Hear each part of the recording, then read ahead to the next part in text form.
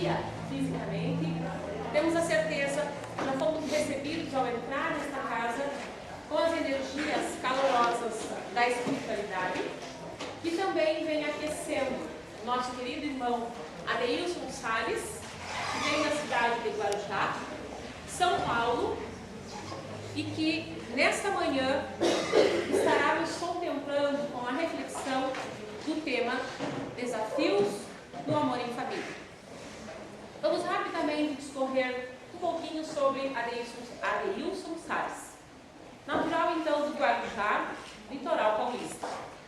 Escritor, articulista da imprensa espírita, da revista Reformador, da Federação Espírita do Rio Grande do Sul, médium e poeta premiado pela Prefeitura Municipal do Guarujá.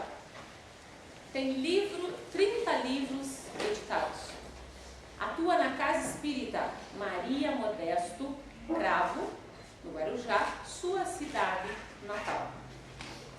É autor da Federação Espírita Brasileira e da Federação Espírita do Estado do Rio Grande do Sul, com livros editados para crianças e adolescentes. Seu público preferido, a criança e o adolescente. A aceitação do trabalho de Adeilson junto à Federação Espírita Brasileira se reflete na participação em diversas bienais pelo Brasil, como São Paulo, Rio de Janeiro, Bahia, Minas Gerais, Brasília e a Feira do Livro em Porto Alegre. Na sua versatilidade literária, também trouxe à UNE livros para o público adulto. É requisitado para palestras em várias cidades dos estados do Brasil. Seus livros infantis, editados pela FEB, estão no prelo já traduzidos para o espanhol e para o inglês. É membro do DIGI, Departamento da Infância e Juventude da Federação Espírita Brasileira. E como já dissemos, então, Adeilson nos contemplará agora com este tema e no final ele estará também nos apresentando os livros que todos vimos aqui na casa, livros já editados por ele. Convidamos a todos então para nos recolhermos por um instante com a oração e em seguida estaremos passando a palavra a ele.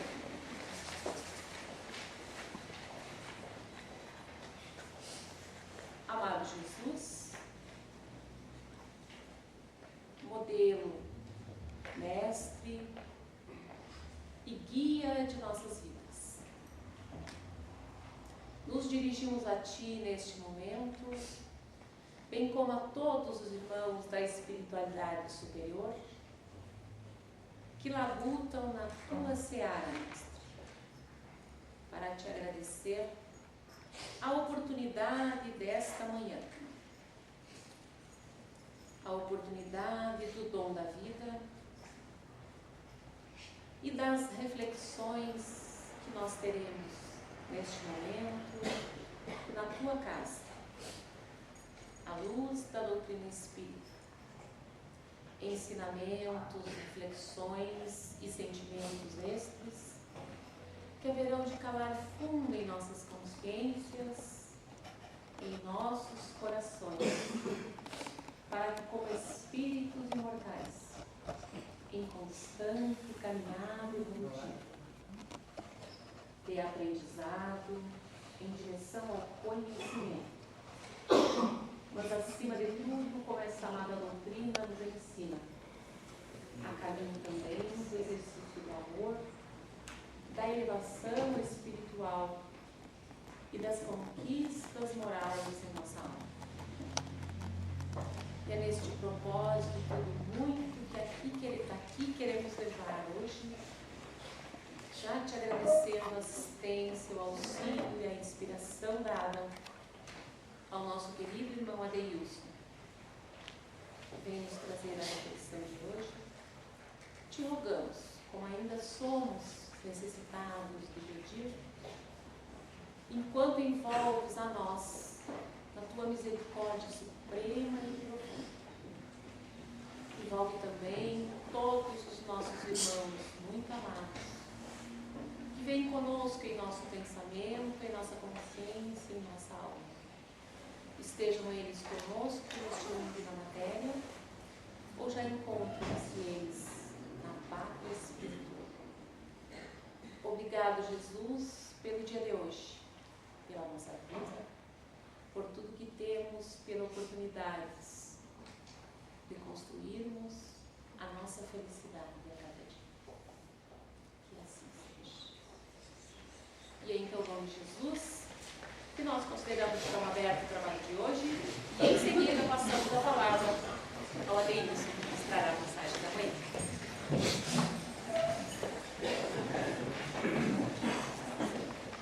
Bom dia. Bom dia.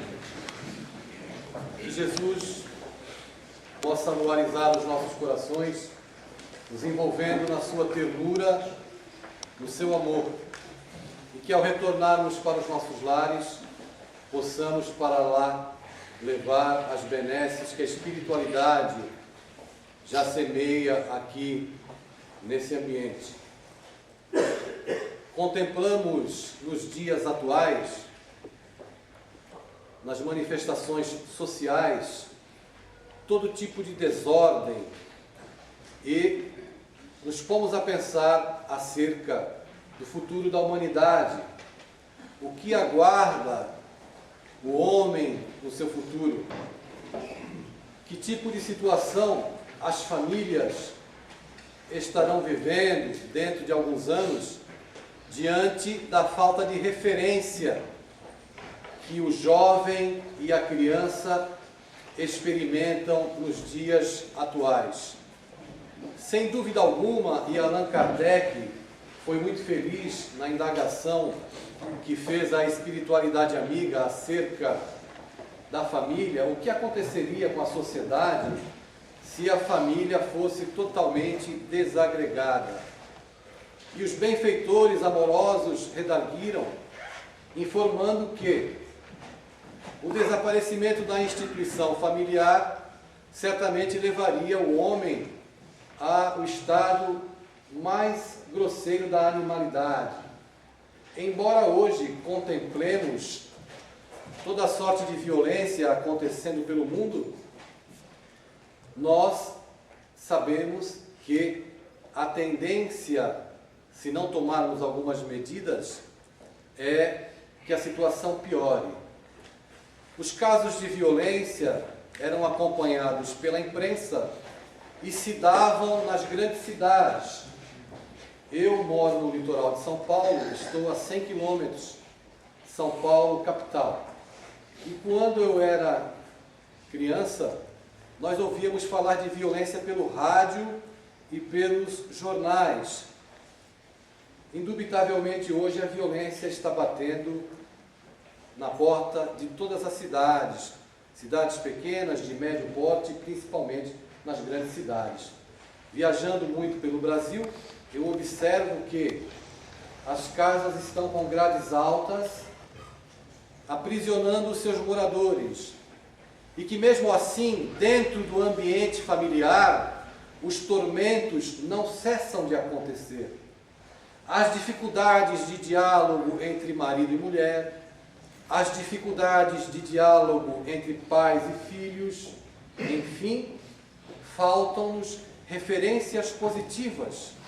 E hoje, nesse domingo, reunidos aqui para falar acerca da família, nos indagamos o que é que o Espiritismo tem para nos oferecer como informação, como subsídios e principalmente como ferramentas para que a gente possa modificar esse estado de coisas. Normalmente, por sermos muito míopes espiritualmente falando, nós entendemos e enxergamos toda essa problemática humana acontecendo sempre na casa dos nossos vizinhos e temos dificuldade de olhar para dentro dos nossos próprios lares. As pessoas se refugiam atrás dos computadores e trocam hoje o contato com o mouse pelo aperto de mão. Trocam hoje a presença diante do monitor, do computador ou do notebook, ou são tantas as novidades tecnológicas, pelo contato olhos nos olhos com o semelhante. É claro, e não viemos aqui contestar absolutamente a valia desses apetrechos tecnológicos que nos trazem conforto e auxiliam no progresso da humanidade.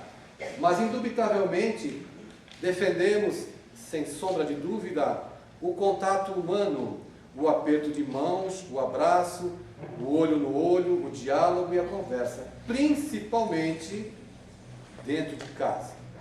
Afinal de contas, reunidos aqui esta manhã para estudarmos os postulados espíritas, nos indagamos o que é que o Espiritismo pode fazer por mim e por minha família.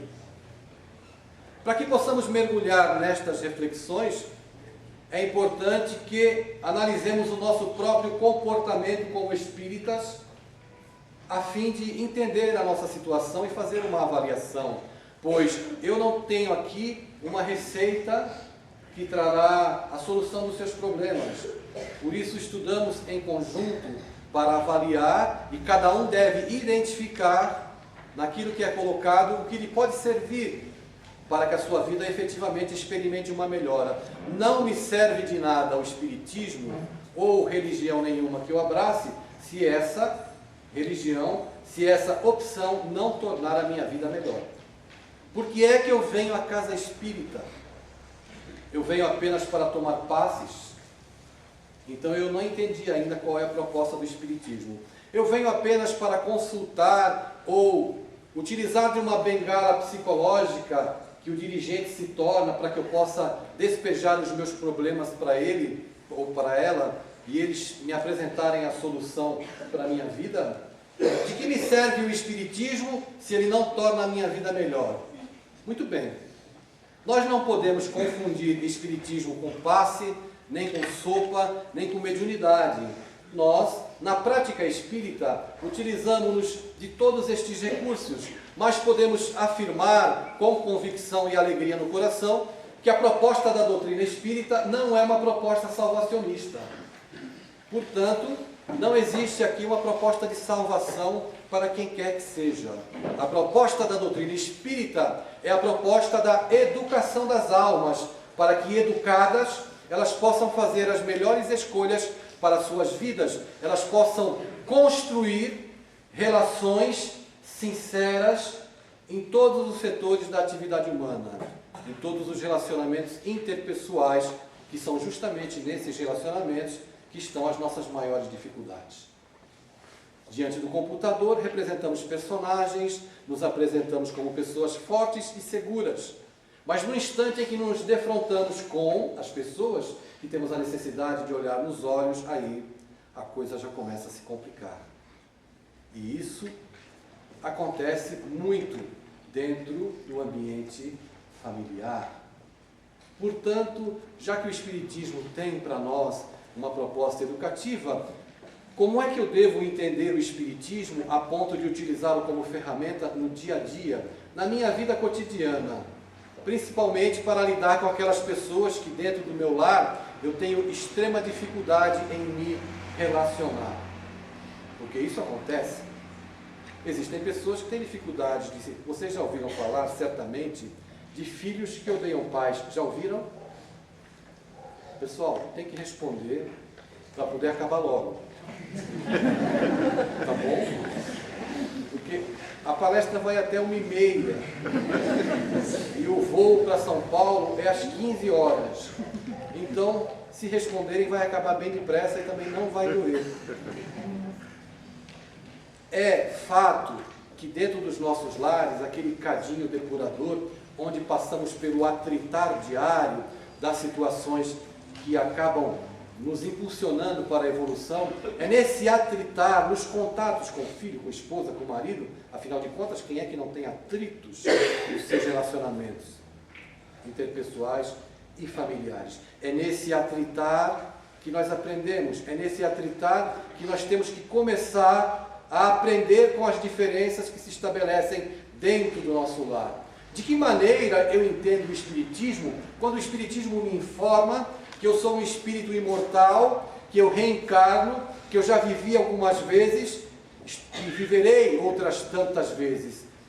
Essa bandeira, esta informação preciosa e consoladora da doutrina espírita precisa ser colocada em prática nos nossos dias, para que justamente entendendo essa realidade, nós possamos compreender os relacionamentos e aceitar as diferenças que acontecem dentro do nosso lar. Eu entendo que a reencarnação ela é muito bonita nos romances, porque é muito bom ler romances, aquelas pessoas que nasceram princesas, depois voltam plebeias, e passam por dramas, e alguns acreditam que vem à Terra para pagar, e ninguém veio aqui pagar nada.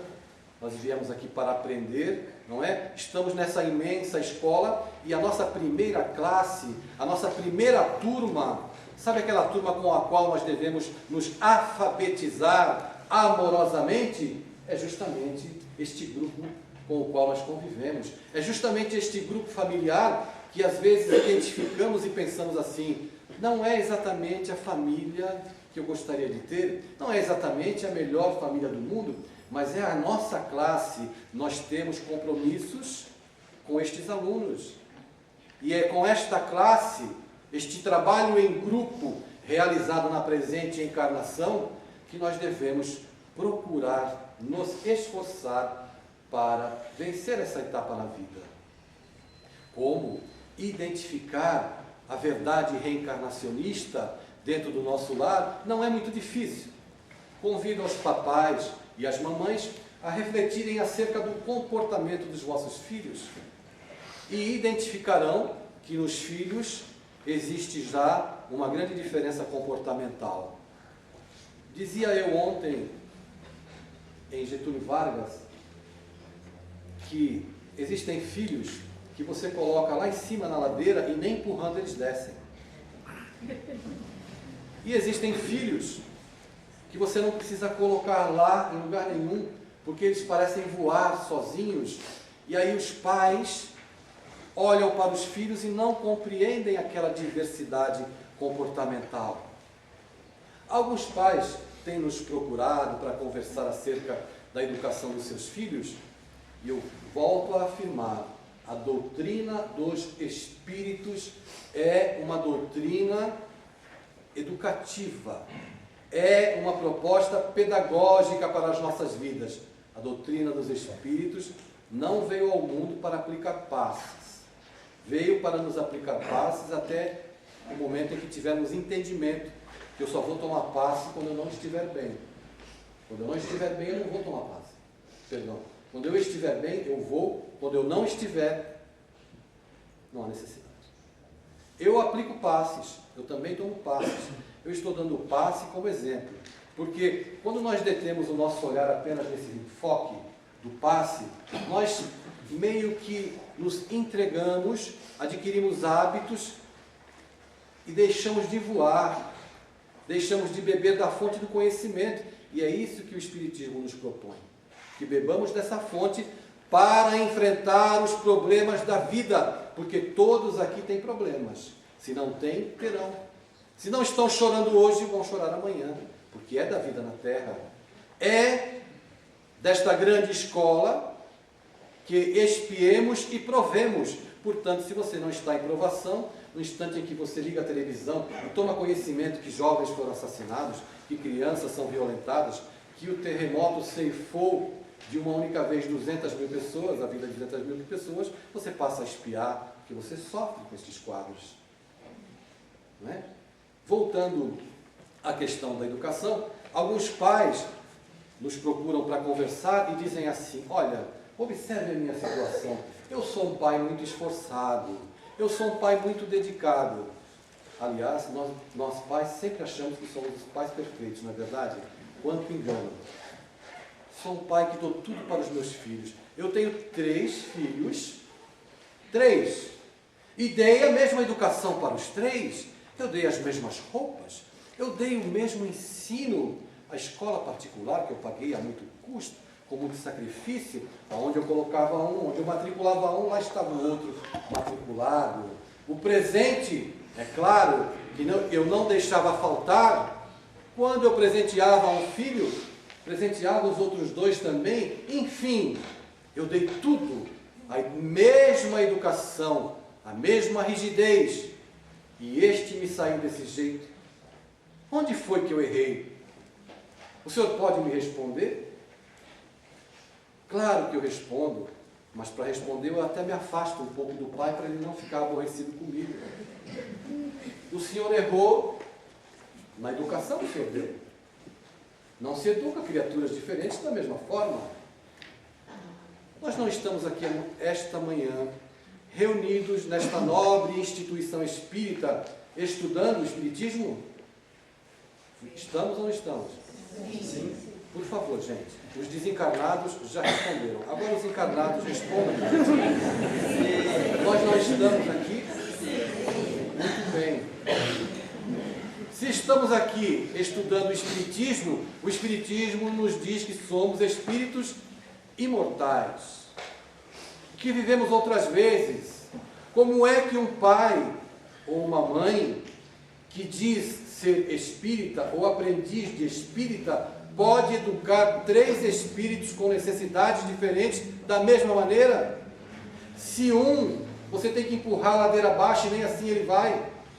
Se outro tem maturidade e voa sozinho, tanto é que os pais nem se preocupam, pois sabem que aquele filho é responsável. Ele vai, realiza, ele conquista. Mas tem filho que os pais têm que andar tutelando a vida inteira e não amadurecem. Por que essa diversidade? Né? E nós compreendemos que essa diversidade é real para todos nós, pela ótica da doutrina espírita, de que me vale vir beber do consolo, receber o passe generoso, receber algumas informações, se eu não levo para o meu lar, para a minha vida cotidiana, um pouco desse entendimento, para compreender que lá residem criaturas diferentes. O nosso lar é um mosaico de diferenças. Não é? O Espiritismo nos propõe todo esse cabedal de conhecimento e traz lentes novas para que possamos enxergar os velhos problemas humanos. Gostaria de fazer uma indagação às mamães. Eu vou colocar a mão no bolso porque faz frio aqui, hein? Nossa. Gostaria de perguntar às mamães. Existem mamães corajosas, nós vamos descobrir agora. As mamães aqui de Soledade. Mamães, todas as mães amam os filhos da mesma maneira? Mamães? As mães que entendem, não vale responder que amam os filhos da mesma maneira quem tem só um filho, hein? Tá certo?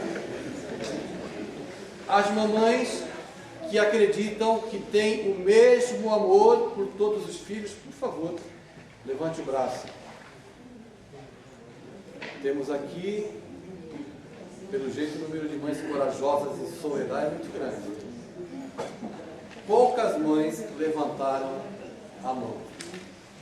E aquelas mamães que entendem que amam os filhos que amam os filhos, mas não da mesma maneira, por favor, levantem o braço.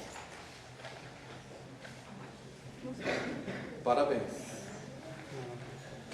Nós constatamos com a doutrina espírita que os nossos filhos são muito diferentes uns dos outros.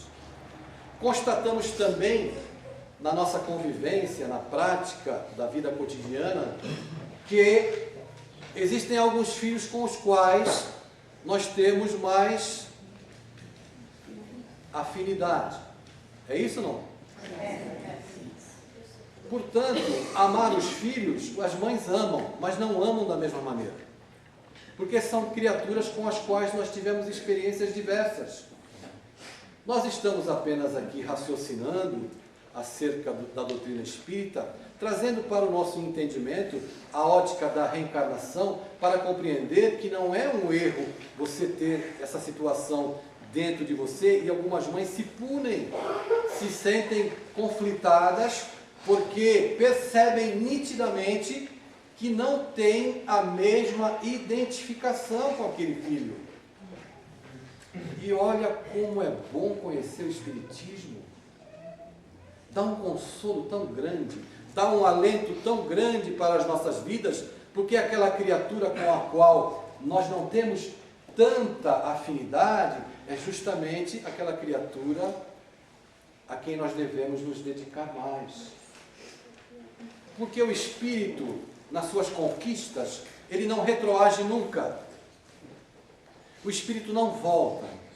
Quando ele chega num patamar de entendimento, de amadurecimento, afetivo, intelectual, ele não retroage. Compreender a família, justamente para aceitar a família, para fazermos algo pela família, é observar por esse ângulo uma nova maneira de ver a vida, portanto de compreender, consequentemente de uma tomada de atitudes diferentes, mais compreensiva. Quantas pessoas olham para o pai e para a mãe e dizem assim, mas eu não me identifico em nada com eles. Acontece com vocês? Sim.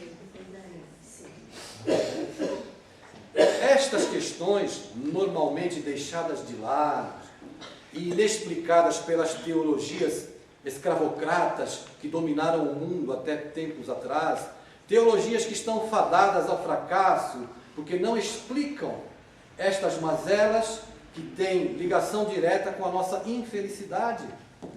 Porque a nossa infelicidade está vinculada à nossa dificuldade de sermos afetivos. A nossa dificuldade incrível de amar, de manifestar o amor com palavras simples. Olha, eu preciso tanto de você, você é uma pessoa tão especial para mim. Filho, por favor, você tem condições de me ensinar algo? Raramente se ouve esse discurso na boca dos pais, porque eles acham que sabem tudo, e os filhos não sabem nada. Filho nasceu para obedecer e pai para mandar. Que triste realidade nós vivemos. Se somos reencarnacionistas, será que os nossos filhos não têm experiências a nos ensinar? É evidente que sim. Até nos erros que eles cometem, eles têm o que nos ensinar. O meu discurso, um tanto repetitivo, nestes dias em que venho aqui, é que os pais devem ouvir os filhos, conversar com os filhos, aproximar-se dos filhos, porque esta aproximação amorosa, que deve ser amadurecida ao longo do tempo, trará para a sua casa um ambiente mais saudável, mais salutar, para que você experimente uma vida melhor. Nós sabemos, eu vou dar a notícia bem devagar, por favor, ninguém se assuste. Todos aqui já sabem que vão desencarnar.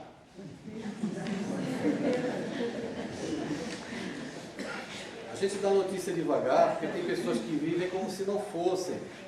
Então, vamos se informar com tranquilidade. Então, todos já sabem que vão desencarnar, não é isso? Se nós vamos desencarnar, como reencarnacionistas que somos, também iremos reencarnar. Desencarnaremos e reencarnaremos, não é verdade? Sim. E para reencarnar, nós precisaremos de um papai e de uma mamãe, não é isso? Para nos dar um... Pessoal, o que um pai e uma mãe, quando namoram, casam, o que acontece? Para a gente nascer, precisamos do quê? Meu mentor veio, obrigado. De um corpo. Precisamos de um corpo para reencarnar. Peço agora licença a todos para fazer uma pausa e trazer para a nossa reflexão uma frase de um livro muito interessante, que não é espírita, escrito por um escritor muito premiado na literatura nacional, que se chama Fernando Moraes. Fernando Moraes escreveu um livro chamado A Ilha. Ele notabilizou-se na nossa literatura por escrever biografias. Escreveu a biografia de Assis Chateaubriand, escreveu a biografia mais recentemente de Paulo Coelho, enfim, já ganhou o prêmio Jabutis e tudo mais. E ele queria escrever um livro que falasse sobre Cuba. E para escrever sobre Cuba, é claro que ele foi morar em Cuba. Vou passar um período em Cuba para escrever realmente com conhecimento de causa sobre os aspectos positivos e os aspectos negativos daquele país. E ele foi.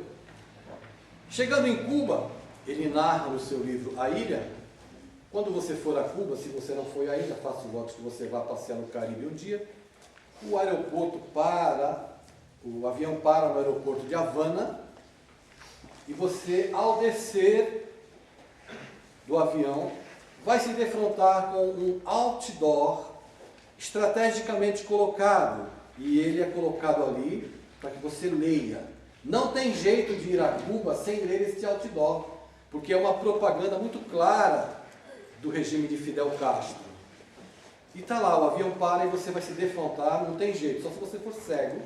E mesmo assim alguém vai ler do seu lado em voz alta e você vai ouvir o que diz no outdoor que eu trago para a nossa reflexão esta manhã, falando sobre família. Esta noite, no mundo, milhões de crianças dormirão na rua. Nenhuma delas é cubana. Vou repetir. Esta noite, no mundo, milhões de crianças dormirão na rua. Nenhuma delas é cubana. E nós nos pomos a pensar, se não são cubanas, devem ser senegalesas. Imagino que haitianas de Serra Leoa, da Venezuela talvez, da Bolívia, do Peru, do Brasil.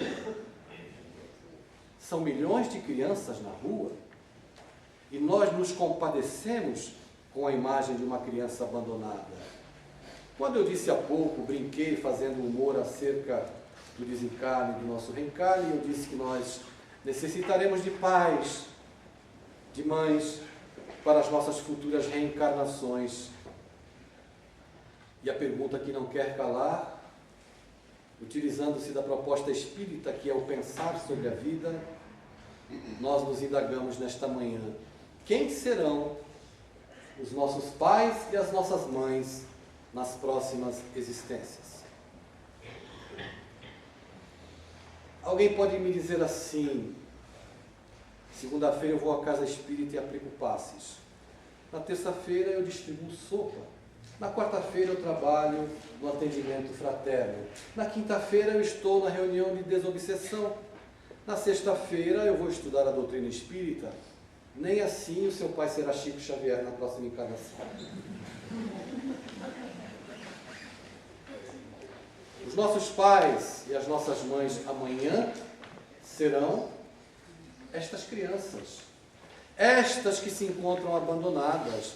E você pode me dizer assim: mas aqui em Soledade nós não observamos as crianças abandonadas. Mas são milhões de crianças. Você não vai ficar reencarnando e desencarnando aqui em Soledade. E eu tenho certeza que a miséria, o abandono também campeia por aqui.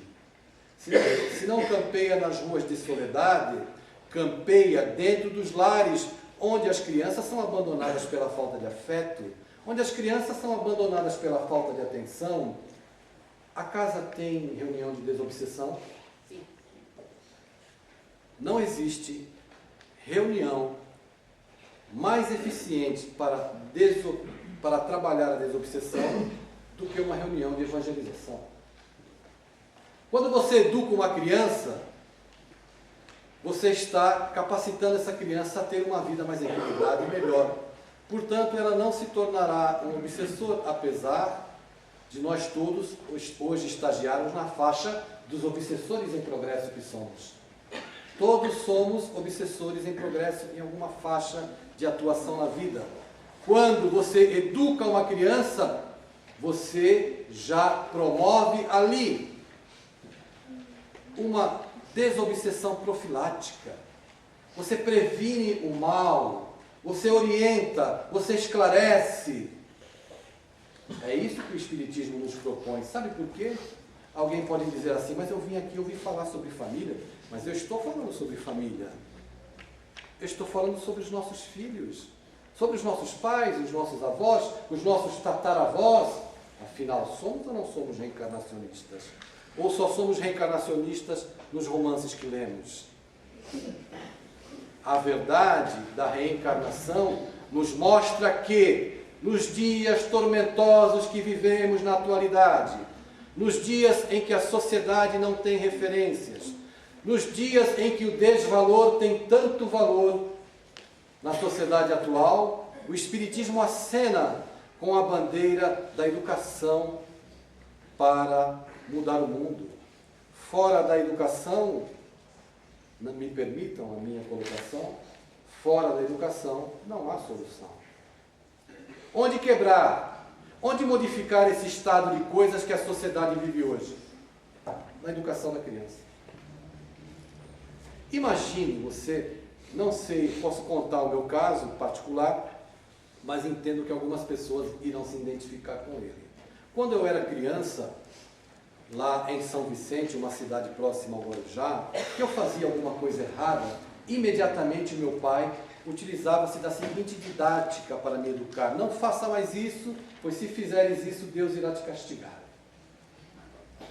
Minha mãe também, era a maneira que ela entendia que podia me educar: não faças mais isso, pois Deus irá te castigar, menino.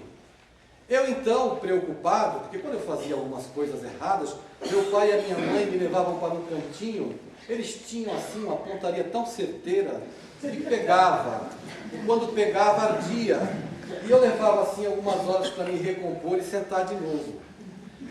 E eu imaginava o seguinte, estabeleci para mim o seguinte conceito: se o meu pai e a minha mãe já fazem isso comigo, se Deus me pegar no cantinho, eu estou com sérios problemas, porque será uma mão muito grande e uma região glútea muito pequena para absorver a palmada. Estabeleci para mim, como criança, o engano dos adultos. Os adultos são tão inocentes, coitados. Eles pensam que enganam as crianças. Os pais se engalfinham no quarto, depois saem, acreditando que as crianças não perceberam. A pancadaria verbal, psicológica, psíquica aconteceu antes. A criança percebe tudo, vê tudo. Como meu pai dizia para mim que Deus castigava, eu entendo que nós sempre atendemos às orientações dos pais. Por isso eu compreendi que Deus castigava. Estabeleci para mim que não tenho a menor intenção de ter contato com Deus. É um ser que eu não quero conhecer. Porque se ele me pegar, vai ficar ruim. E eu cresci, né, com esse conceito. Com Deus a gente não deve ter contato, porque o meu pai e a minha mãe já me disseram que ele castiga. Olha a situação, claro que a minha mãe e meu pai, pessoas simples, né, que receberam também essa herança. Então eu gostaria de propor a vocês que nós voltássemos no tempo, na história da humanidade agora, e observássemos Moisés tirando o povo do Egito, o povo hebreu, e dizendo para o povo hebreu: não faça isso, não faça aquilo, porque a pedagogia do Moisés era não, não, não, não, não, não. É claro que o não é muito bem-vindo nos dias atuais para os pais que são muito permissivos, mas quando Moisés saía, ele saiu de lá dizendo: olha, vamos, porque Deus castiga. A mesma prática pedagógica de Moisés foi a prática pedagógica do meu pai. A mesma prática pedagógica do meu pai é a prática pedagógica das teologias escravocratas, que insistem em fazer o homem se sentir culpado para manipulá-lo com mais facilidade. E, infelizmente, observamos nos dias atuais, ainda prevalecendo as teologias escravocratas, que trabalham a culpa das criaturas para mantê-las sob o jugo escravizante. E quando recebemos, em 18 de abril de 1857, a Carta de Alforria para as nossas consciências, para que entendamos que não somos mais culpados, absolutamente, somos todos responsáveis pela nossa vida, não nos demos conta ainda de que a Carta de Alforria está nas nossas mãos e nós não sabemos o que fazer com ela.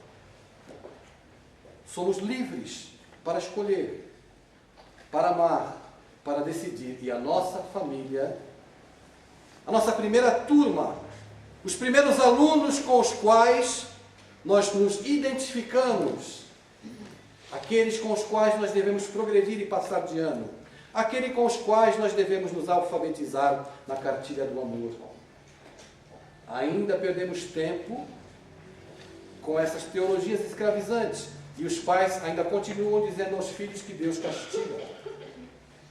Quando nós levarmos para as nossas crianças a informação de que Deus não castiga e que nós também não devemos castigar, devemos conversar, embora com autoridade quando necessário, estabeleceremos uma nova era para a humanidade, uma era onde o diálogo, a orientação, a amizade, regida pelo conhecimento da nossa imortalidade, é que irá determinar. Muitos dos conflitos que experimentamos hoje na idade adulta têm sua gênese na nossa infância. Muito da insegurança que você carrega tem a sua gênese na sua infância. Seu pai lhe bateu muito, sua mãe lhe bateu muito? Não, não aconteceu isso? Ótimo. Mas muitas pessoas enfrentam.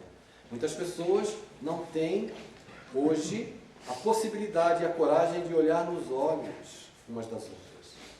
Existem pessoas que não olham nos olhos. E eu me recordo aqui, cito novamente o meu pai, para dizer que ele me abraçou 2 vezes na vida. E ele não era uma má pessoa. Era uma excelente pessoa, me deixou um legado muito interessante, ensinamentos muito profundos, mas ele não sabia ser afetivo. E a afetividade, nesse contato com esse grupo de alunos, que são os nossos familiares, ela faz a diferença. E as pessoas sofrem hoje porque não conseguem passar amor umas para as outras. Não conseguem se aproximar umas das outras. E com isso sofrem muito. Como sofremos por não amar? Homem não pode beijar homem, é gay. Aviso aos homens desta casa, na próxima vez que eu vier, fujam de mim. Porque eu aprendi, aonde eu vou eu beijo homens, beijo crianças, beijo jovens. É uma maneira que eu entendi, quando me lembro do meu pai, que se eu soubesse o que eu sei agora, tadinho do velho, tinha morrido sufocado de tanto beijo, que eu não perderia a oportunidade de beijá-lo, de abraçá-lo, e principalmente de dizer o quanto ele é importante para mim, ainda hoje. Então veja, as coisas simples e singelas estão perdendo espaço para as grandes novidades tecnológicas. Bem-vindas às novidades tecnológicas, mas devemos seguir como um grupo vinculados a esta primeira classe de alunos, não nos esquecendo que aqui está a nossa família maior, a família da humanidade. Se você veio a esta casa espírita hoje, se você não deu bom dia, se a pessoa que está ao seu lado não veio com você, é possível que você nem saiba quem está ao seu lado, porque você pode não ter cumprimentado. Nós temos que chegar, cumprimentar, abraçar. Muitas pessoas hoje sofrem da síndrome do elevador. Vocês conhecem a síndrome do elevador? Síndrome do elevador é assim: a porta do elevador abre, entra uma pessoa e vai para um canto do elevador e fica assim. Entra a segunda pessoa, vai para o outro canto do elevador e fica assim, não dá bom dia, não cumprimenta, não sorri. Entra a terceira pessoa, vai para o outro canto do elevador e tem o mesmo comportamento. Entra uma quarta pessoa, vai para o último canto que sobrou. E coitada da quinta, ela entra, procura um canto e não acha. Então ela fica de costa para as outras assim, olhando para o ponteiro para ver se chega logo no andar, para ela sair do elevador. Porque as pessoas têm dificuldade de dar bom dia. É certo que nós encontramos pessoas desequilibradas, que não estão bem, sofrendo com problemas. Você dá bom dia e ela te pergunta, bom dia por quê?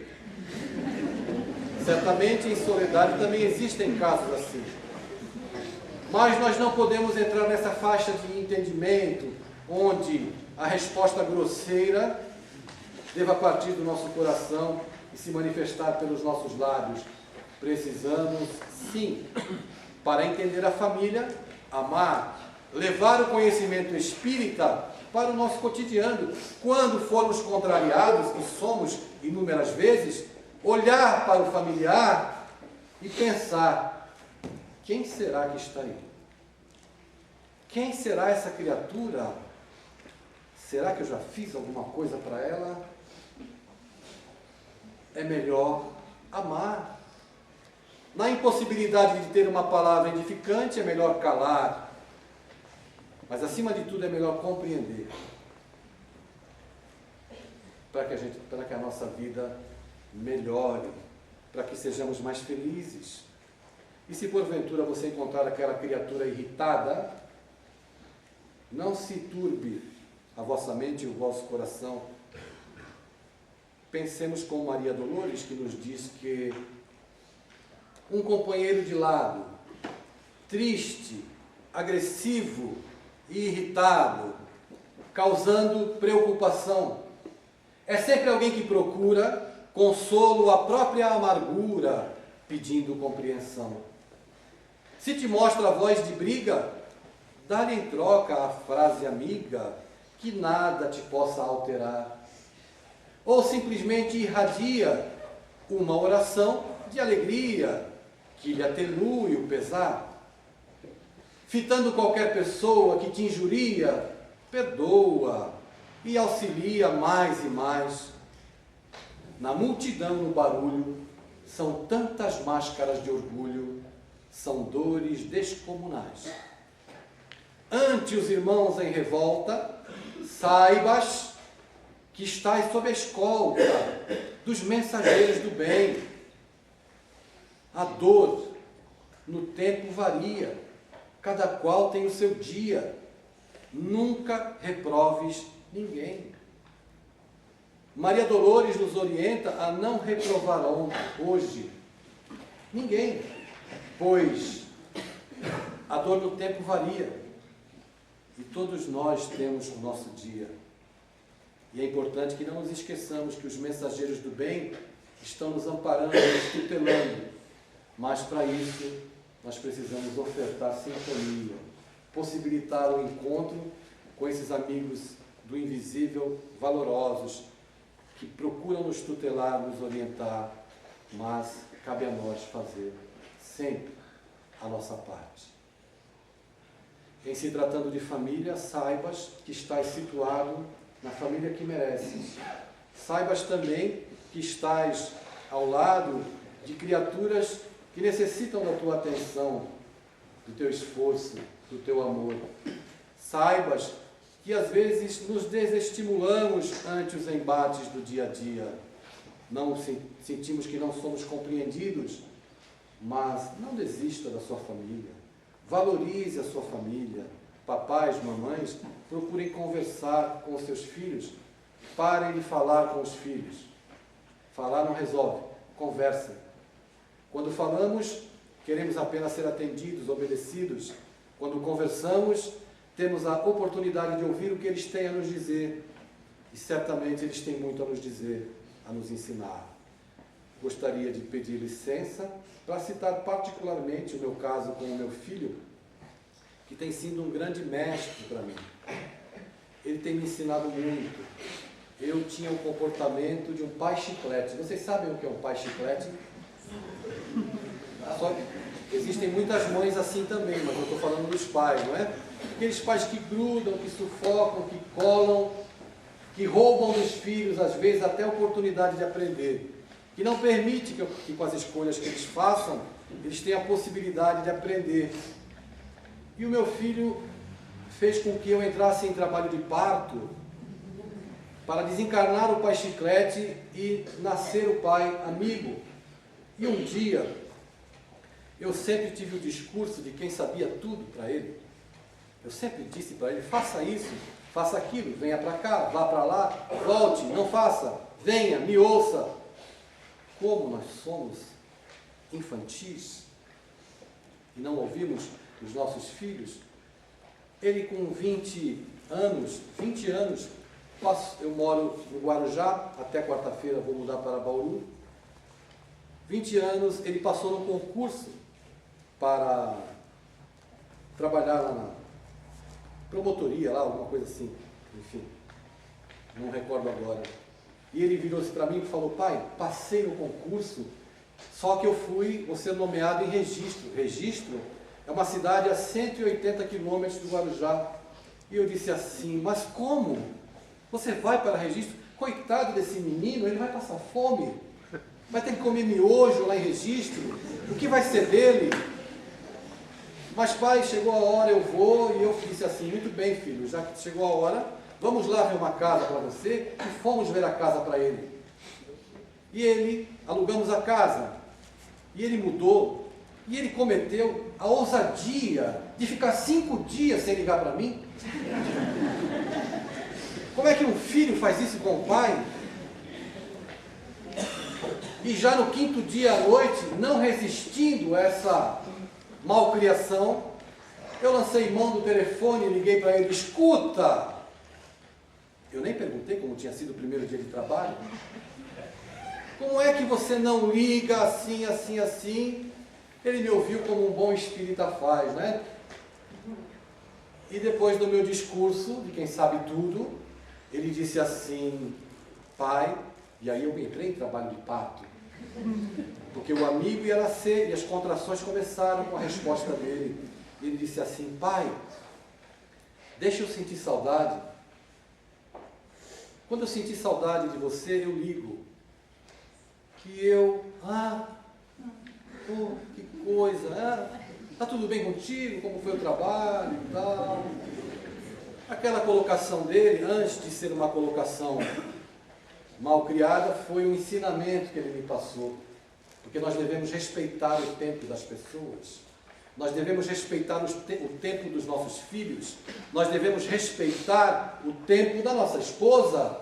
As esposas devem respeitar o tempo do marido. Por que é que todo mundo tem que estar à disposição para atender as nossas necessidades? Passou mais um tempo, no dia do parto aconteceu o seguinte. Eu liguei, estávamos conversando, ele estava com uma problemática a resolver, me apresentou um problema. E como todo bom pai chiclete, é claro que eu tinha solução para o problema dele. Porque os pais sempre acham que tem a solução para o problema dos filhos. Nós devemos ajudar a encontrar a solução, mas nós não temos a solução. Existem escolhas que eles fazem que, por mais que a gente ache que deve agir do jeito que a gente quer, não é assim que a vida funciona. E eu fiz outro discurso para ele, disse para ele: faça isso, faça aquilo. E eu, muito feliz, acreditando que tivesse convencido a seguir aquilo que eu indicava, ele me ouviu como um bom espírita mais uma vez. E ao fim do meu discurso, entusiasmado, ele fez com que eu nascesse. E eu nasci como amigo dele, e passei a respeitar meu filho quando ele disse assim, eu falei: eu tenho a solução para você. E ele me disse: papai, eu também sei pensar. E eu nasci. Nasci e estabeleci uma relação de respeito. Uma relação onde eu devo, nos momentos em que passo por dificuldades, eu não tenho a menor dificuldade de passar no telefone e falar: Vitor, o pai está aqui passando por uma situação, o que é que você acha? E ele fala: pai, faça isso. Quando eu decidi ir para Bauru, eu liguei para ele e falei: filho, porque ele sabe do meu anseio de trabalhar em Bauru já há alguns anos, eu estou indo para lá não por motivos profissionais, para trabalhar pela causa espírita mesmo. Eu não vou ganhar nada, não tenho salário, não é nada, estou indo porque eu quero trabalhar lá, com o apoio da minha esposa e com o apoio do meu filho. Eu disse a ele: o pai quer ir para Bauru, o que você acha? É por falta de tchau? Tchau. Eu falei: o pai está indo então. Ótimo, pai. Vai e reserve um quartinho para mim. Quando eu reclamei para ele, aquela ocasião, de que ele não me ligou, ele disse assim: deixa eu sentir saudade. Uma semana depois ele me ligou: pai, estou com saudade de você. E ele me liga de São Paulo. Eu vou contar para vocês, mas por favor, vocês não contem para ninguém de São Paulo, tá bom? Pai, tem um show de rock aqui em São Paulo. Você gostaria de ir comigo? Não contem para ninguém que eu sou um espírita que gosta de rock. Por favor. Não vão pensar que eu sou um obsedado, desequilibrado. Mas quando tem um bom show, principalmente daqueles conjuntos da minha época, que é o que ele ouve também, eu vou ao show com ele. Porque eu posso ir em qualquer lugar, desde que eu esteja bem. Porque eu posso entrar aonde eu quiser, desde que eu esteja bem. E eu não vou deixar de ir ao show de rock com meu filho, e não vou deixar também de ver a orquestra sinfônica quando ele me chama. Nós vamos ver a orquestra sinfônica, perder um momento como esse especial, onde eu descobri que este filho, o seu parente, a sua esposa, seja lá quem for, ou aquele filho que você gerou no coração e trouxe para o regaço do seu lar, é um companheiro de jornada aqui na nossa vida aqui na Terra. É um companheiro que se nos agregou à nossa classe de aprendizado. Não percamos tempo com bobagens, não valorizemos as coisas fúteis. Eu não vou falar mais com a minha mãe porque ela não veio no dia do meu aniversário. Eu não vou falar mais com o meu irmão porque ele não me telefonou.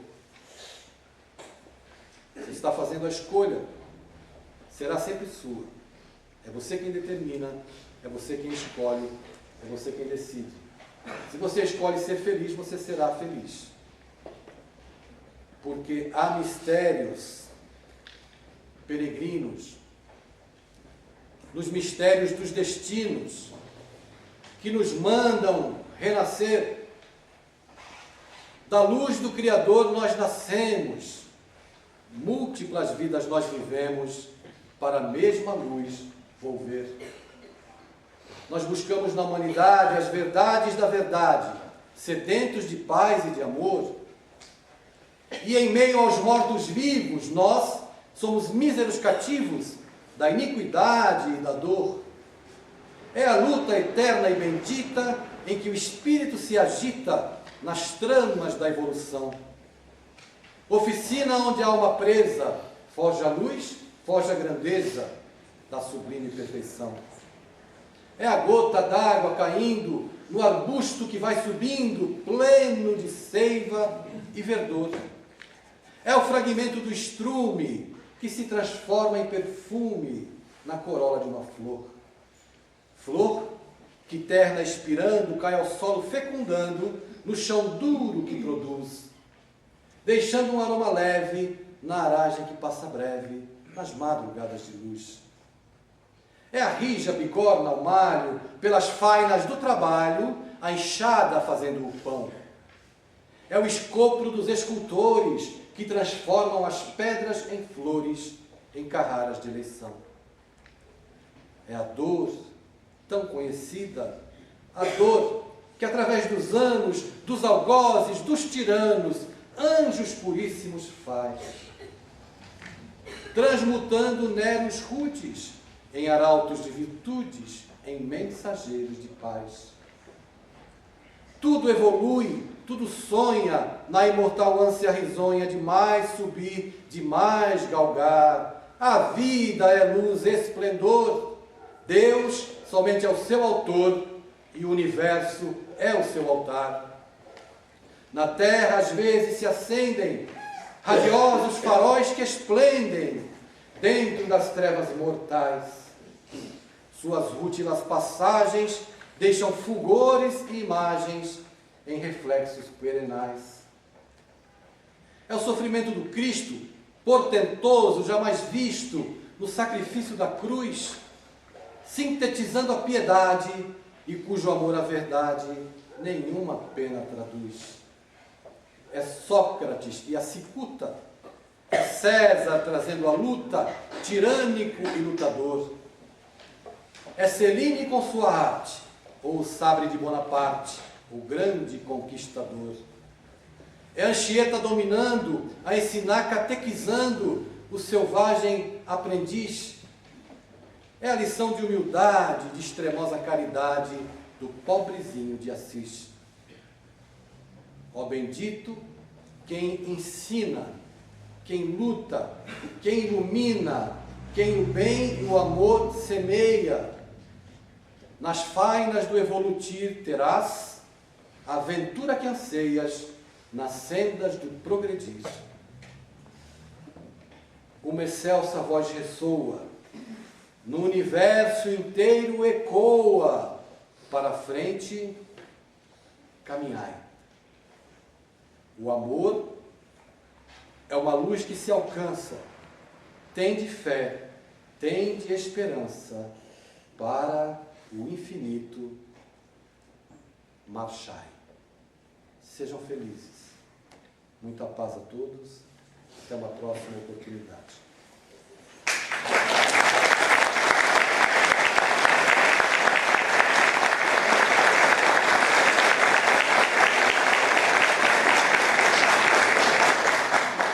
Tem a folha? Eu não recebi. Todo mundo recebeu uma folhinha? Ninguém me falou nada da folhinha. Eu não recebi, então até já esqueci. Alguém está sem folhinha? Pessoal, alguém está sem folhinha? Depois vai achar ruim que não participou da brincadeira, hein?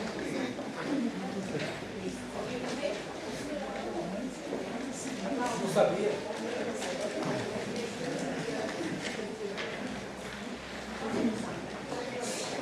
Mais alguém sem?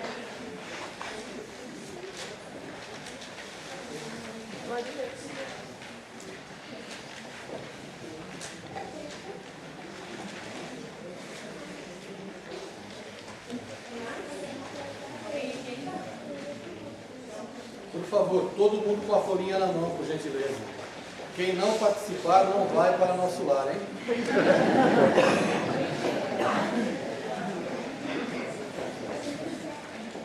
Eu não vi a folhinha.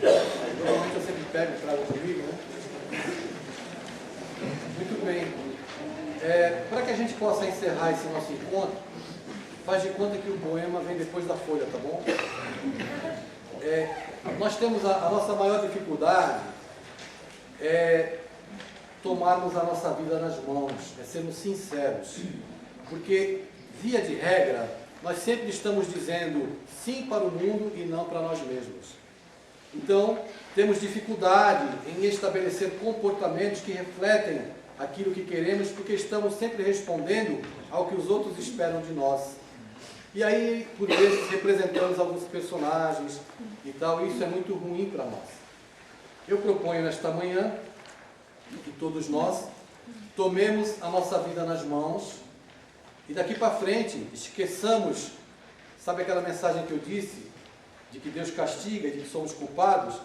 Vamos apagar definitivamente do nosso psiquismo essa informação, porque ninguém aqui é culpado, somos todos responsáveis pela nossa vida. Então eu vou pedir a vocês, por gentileza, que se levantem nesse instante.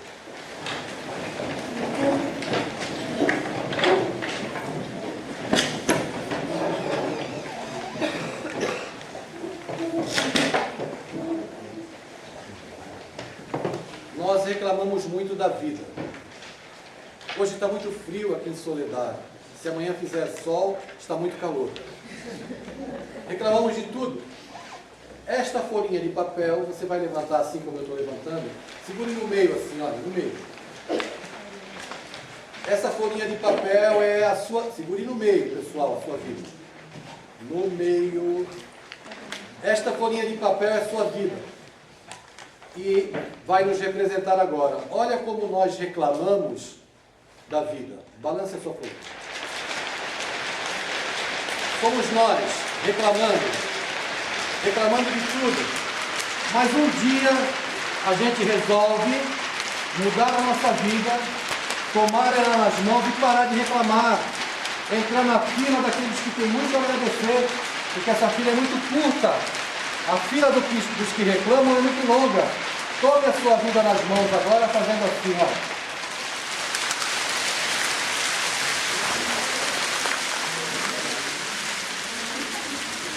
Acho que só no meio.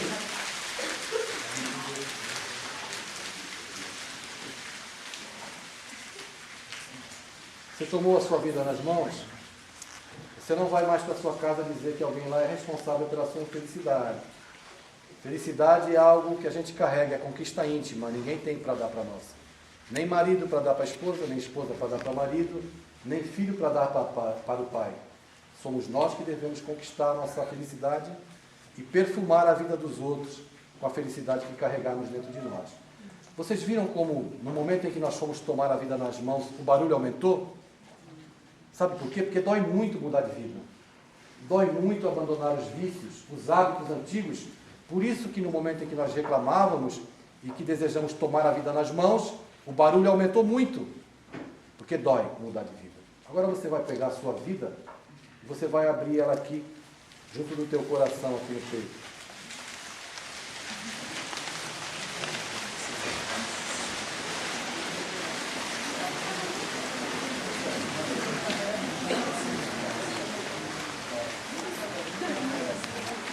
Olhe para o papel agora. Olha quantas cicatrizes. Como o aprendizado é difícil. Mas quando nós decidimos mudar de vida, é claro que alguma coisa acontece. Por favor, levante a sua vida novamente. E observe se depois que você escolheu mudar de vida, se a sua vida melhorou, se você parou de reclamar.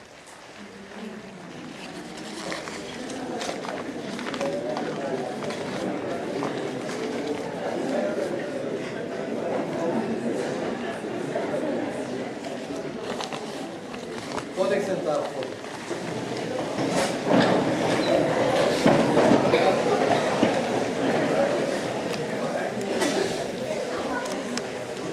Como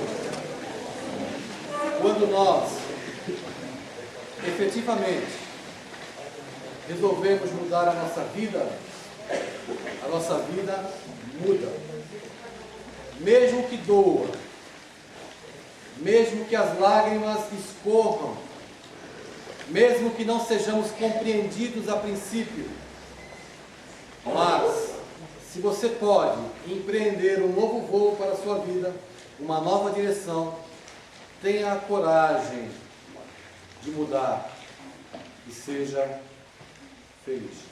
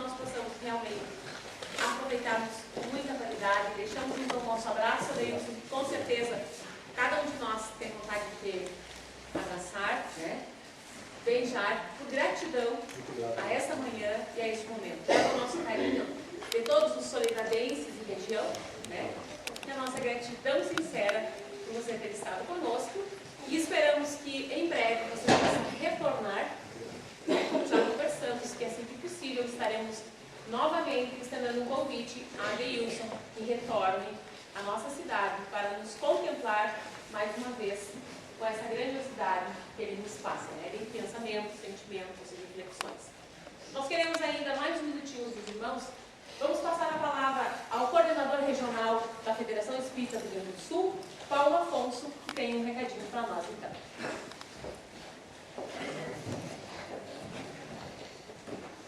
Bom dia. Bom dia. Em nome da Federação Espírita do Rio Grande do Sul, que estamos aqui representados pela União Municipal Espírita de Passo Fundo, pelo RIC. Queremos agradecer ao Adeilson pelo seu roteiro que fez aqui pela nossa região e a região Santo Anjo. Ele está desde segunda-feira aqui por parte do Rio Grande do Sul, realizando atividades doutrinárias.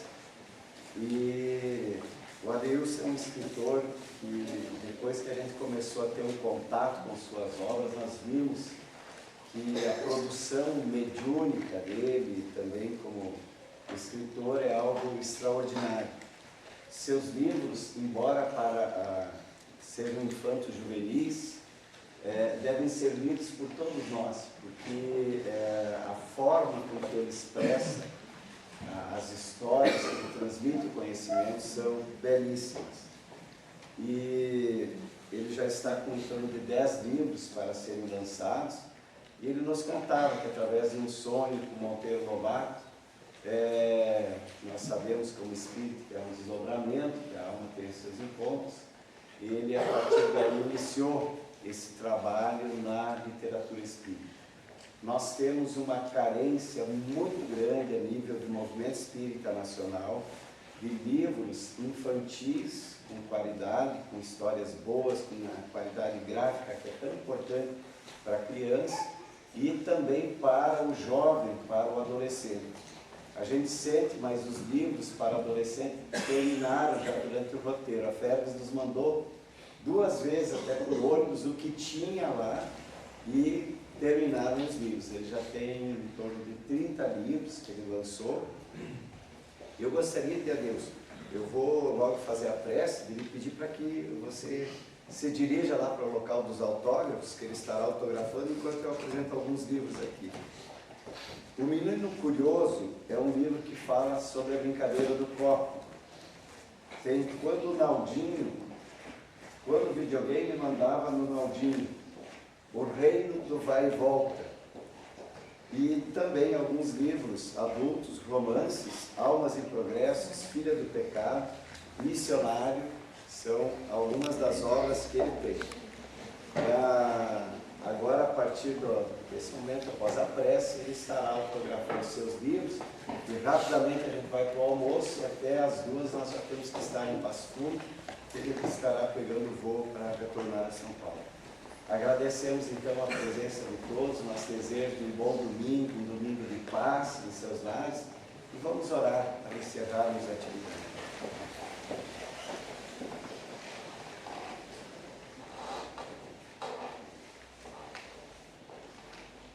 Deus, nossos corações se enchem de alegria, começando por esse magnífico dia de sol, desse nosso período outonal que as nossas regiões do Brasil nos oferecem. Estamos cheios de alegria por termos momentos de convivência com um irmão tão querido, trabalhador da área da literatura, da mediunidade, em que a sua tarefa é ampliar os nossos conhecimentos através dessas obras. Alegria por estarmos aqui nesse domingo, termos optado por esse bom momento, pela melhor escolha, aquela de nos instruirmos, de nos educarmos, para fazermos partes daqueles mansos que um dia herdarão a terra. Obrigado, Senhor, pela paz que nos envolve, pelos bons espíritos que nos assistem e nos espalham eflúvios benéficos sobre todos nós. Dá-nos, Senhor, que esse dia de domingo seja um dia de família, um dia de paz, de fraternidade. Que a nossa semana que se inicia se faça, Senhor. Se faça, Jesus, sob o amparo Teu, sob a inspiração do Teu amor, envolvimento da Tua paz e de Tua proteção. Muito obrigado, Jesus. Muito obrigado, bons espíritos. E abençoe, Pai, as tarefas do nosso querido Adeilson e o seu retorno junto da sua família, do seu estado de São Paulo. Muito obrigado, Senhor.